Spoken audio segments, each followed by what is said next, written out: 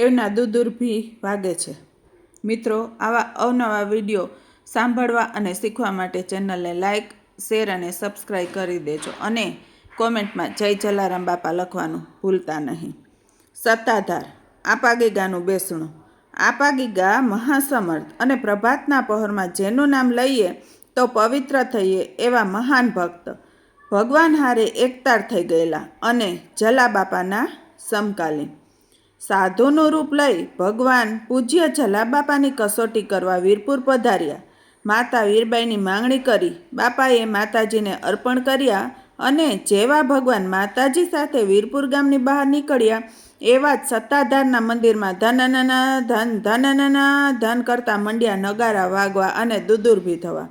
આ ચમત્કાર જોઈ જગ્યામાં આવેલા સાધુ, સંત, બાવા, ફકીર, સંન્યાસી, ગૃહસ્થી આભા થઈ ગયા અને આ શું કૌતુક! આ નગારા કાં આપોઆપ વાગે અને અંતરિક્ષમાંથી જયનાથ જેવા અવાજો કાં સંભળાય?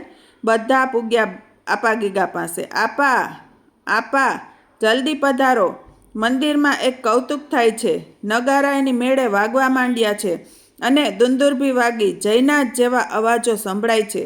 જલ્દી પધારો આપા અને આ ચમત્કાર તો જુઓ અને અમને કહો તો ખરા કે આ શું કૌતુક થઈ રહ્યું છે? આપા, આપ તો સમરથ છો।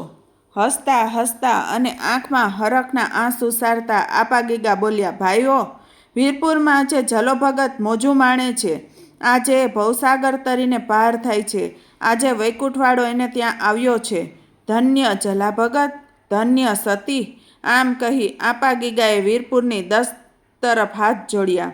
ધન્ય આપાગીગા, ધન્ય જલાબાપા, ક્યાં સત્તાધાર અને ક્યાં વીરપુર! અને સત્તાધાર બેઠા બેઠા વીરપુરના દ્રશ્યો નજરો નજર જોયા।